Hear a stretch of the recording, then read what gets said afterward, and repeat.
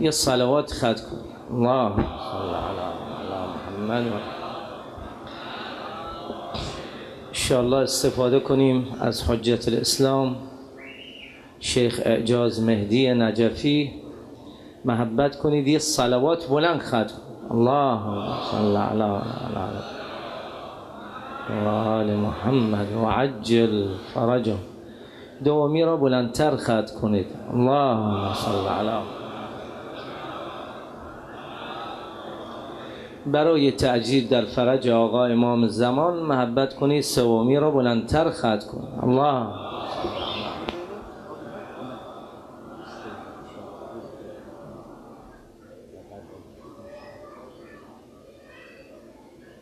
لا حول ولا قوة الا بالله السميع العليم. اعوذ بالله من الشيطان اللعين الرجيم. بسم الله الرحمن الرحيم. الحمد لله الذي هدانا وما كنا لنهتدي لولا أن هدانا الله. لقد جاءت رسل ربنا بالحق ثم الصلاة والسلام على النبي الأمي المكي المدني القرشي الهاشمي النبي المؤيد والرسول المسدد والمصطفى الأمجد والمحمود الأحمد أبي القاسم محمد.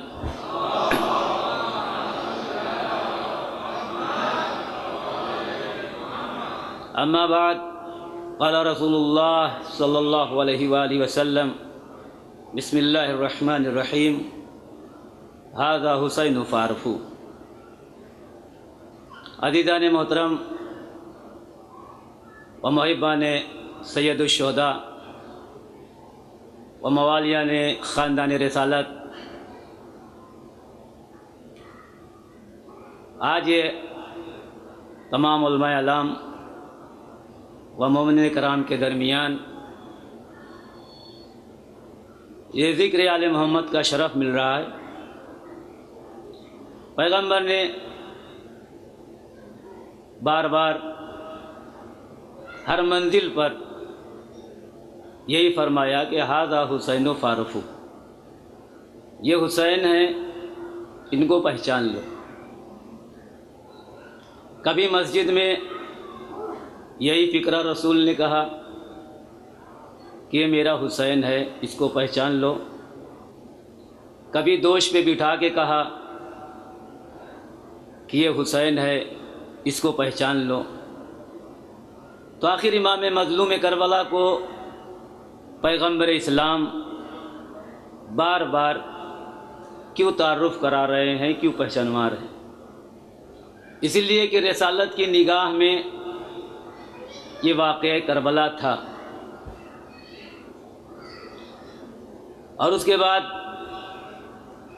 ابھی حاجی آغا نے گاندھی جی کا تذکرہ کیا کہ گاندھی جی نے واقعاً امام مظلوم کربلا کی پوری تاریخ سوانح حیات کو پڑھا، اور پڑھنے کے بعد جو معنی و مفاہیم کو انہوں نے اخذ کیا، اس کا نتیجہ رہا کہ انقلاب کے لیے وہ کھڑے ہو گئے اور انہوں نے ہندوستان کو آزاد کرا دیا. کیونکہ ظلم کے خلاف سب سے پہلے جو شخصیت کھڑی ہوئی ہے اس کا نام ہے امام مظلوم کربلا. امام مظلوم کربلا اگر یزید جیسے فاسق اور فاجر کی بیعت کر لیتے تو یہ اسلام کا نام و نشان مٹ جاتا. حسین کی بیعت کا مطلب تھا کہ یزید کے لیے جو چیزیں یا شریعت میں جو چیزیں حرام تھیں وہ سب کے سب حلال ہو جاتی. یزید ایک شراب خور تھا، اگر حسین بیعت کرتے تو شراب جائز ہو جاتی. یزید ایک جواڑی تھا، اگر حسین بیعت کرتے تو جوا کھیلنا حلال ہو جاتا. اس کے علاوہ جتنے محرمات ہیں جن کو یزید انجام دیتا تھا، حسین کی ایک بیعت کا مطلب تھا کہ یہ ساری چیزیں حلال ہو جاتی ہیں، لیکن حسین نے ایک انکار سے پوری شریعت محمد کو بچا لیا۔ اور اس کے بعد آج اگر ابھی کچھ سال قبل آپ پیچھے ماضی میں جائیں، پاسٹ میں جائیں، تو چند ملک، چند کشورہ بودن کے در اونجا ذکر سید الشہداء بودے الان کہ ہم جا ذکر آل محمد میشے۔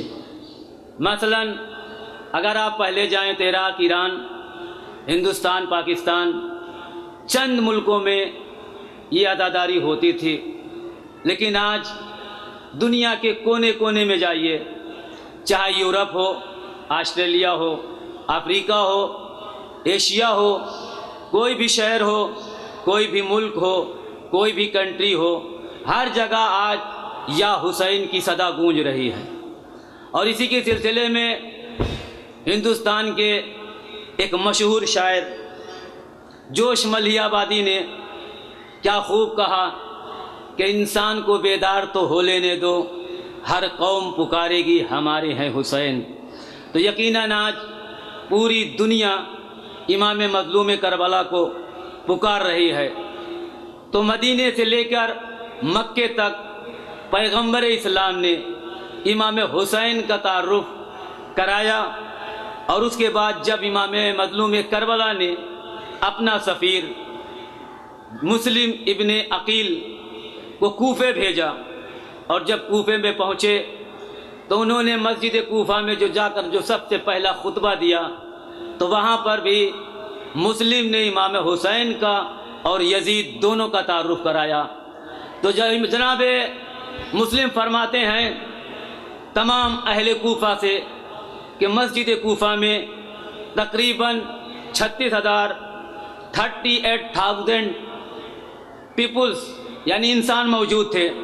ان کے درمیان جناب مسلم فرما رہے ہیں کہ آترکتم ابا عبداللہ الحسین، تم نے اس حسین کو چھوڑ دیا کہ مصباح الصلاۃ و نور المحراب و خلاصۃ الوجود و تفسیر الکتاب للشارب الخمور واللائب بالکلاب، یعنی جناب مسلم تعارف کرا رہے امام حسین کا کہ تم نے اس حسین کو چھوڑ دیا، اس حسین کا دامن چھوڑ دیا کہ جو نماز کا چراغ ہے، محراب کا نور ہے، کتاب یعنی قرآن کی تفسیر ہے، وجود کا خلاصہ ہے، اس کے لیے کہ ہر قسم کے پینے والے شرابی اور کتے سے کھیلنے والے کھلاڑی کے لیے۔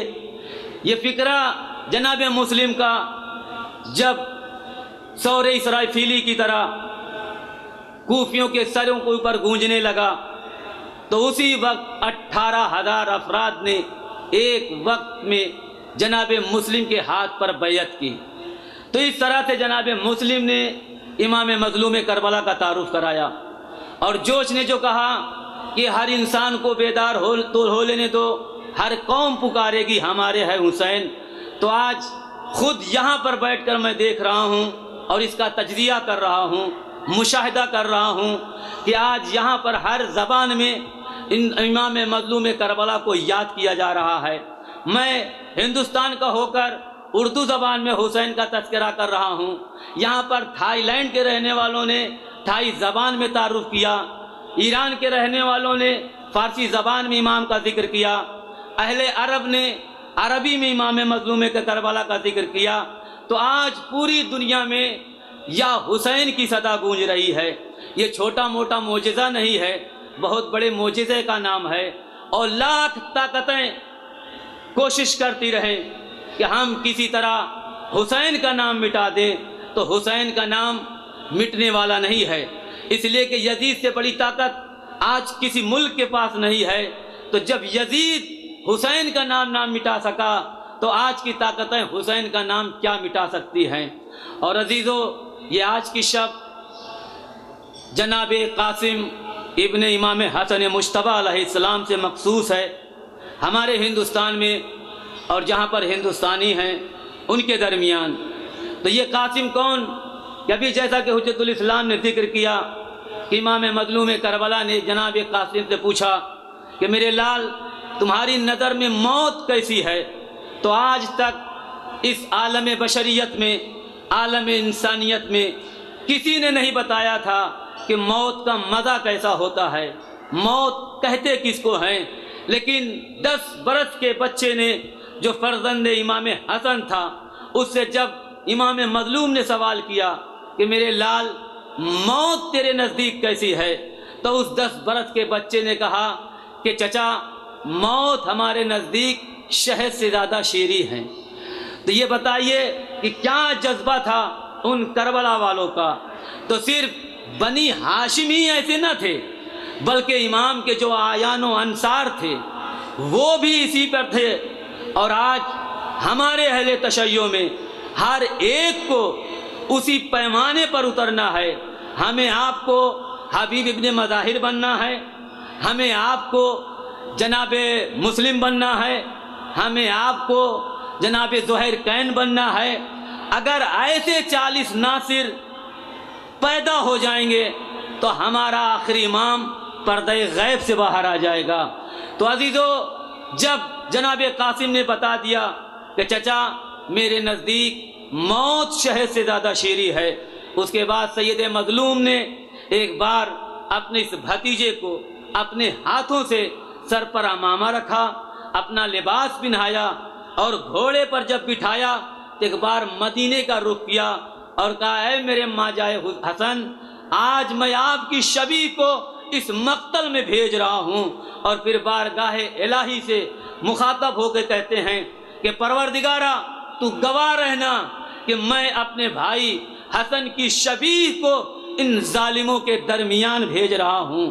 تو عزیزان محترم، جب یہ شہزادہ مقتل کربلا میں پہنچا کہ جہاں پر 9 لاکھ فوج یزید تھی، حالانکہ مورخین نے 36,000 بھی لکھا، 9,20,000 تک تعداد جو معین کی گئی فوج یزید کی جو سرزمین کربلا میں تھی۔ جب بچہ 10 برس کا اس ظالموں پر ایک بار حملہ کرنا شروع کرتا ہے تو اس کے بعد ظالموں نے اس بچے کو چاروں طرف سے حصار میں لیا۔ اب کوئی تلوار مار رہا تھا، کوئی نیزہ مار رہا تھا۔ بچہ ایک بار جب گھوڑے سے گرتا ہے تو آواز دیتا ہے یا امی ادرکنی، اے میرے چچا میری نصرت کو آئیے۔ تو امام مظلوم کربلا اور جناب ابو الفضل العباس شیر کی طرح فوج پر ٹوٹتے ہیں، لیکن جب فوج پر ٹوٹے تو تاریخ کہتی ہے کہ فوجیں جب ادھر سے ادھر ہو رہی تھیں اور جب گھوڑوں کی ٹاپیں قاسم کے اس نازنین جسم پر پڑتی تھی تو یہی صدا گونجتی تھی یا امی ادرکنی، یا امی ادرکنی۔ جب امام وہاں تک پہنچے تو یہ بچہ اس دنیا سے رخصت ہو چکا تھا۔ ایک بار امام مظلوم کربلا نے اپنی اس ریدا کو اتارا، زمین پر بچھا دیا، قاسم کے ایک ایک لاشے کے ٹکڑے کو اٹھایا، اس میں جمع کیا، اور جمع کرنے کے بعد ایک بار قاسم کے اس ٹکڑے ٹکڑے جنازے کو ہاتھوں پہ اٹھاتے ہیں اور کہتے ہیں پروردگارا گواہ رہنا کہ ہم نے تیرے دین کے خاطر اپنے اس 10 برس کے بچے کو قربان کر دیا۔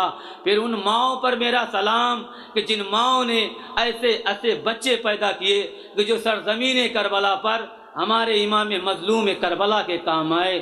اللہم لعن علی قتلۃ الحسین و اولاد الحسین و صحاب الحسین علیہم السلام۔ بار الہ تو یہ چارٹا معصومین علیہم السلام کا واسطہ کہ ان کے صدقے سے ہمارے تمام علماء اعلام کا سایہ ہمارے سروں پر قائم رہے۔ یہاں جتنے حاضرین مجلس ہیں ان سب کی تمام خواہشوں کو پورا فرما۔ جہاں جہاں شیعان حیدر کرار ہیں ان کے جان مال عزت آبرو کی حفاظت فرما۔ بار الہ ہم سب کو امام کے ناصروں میں شمار فرما اور ان کے ظہور میں تاجیل عطا فرما۔ اللہم تقبل منا انکا انت السمیع العلیم۔ السلام علیکم۔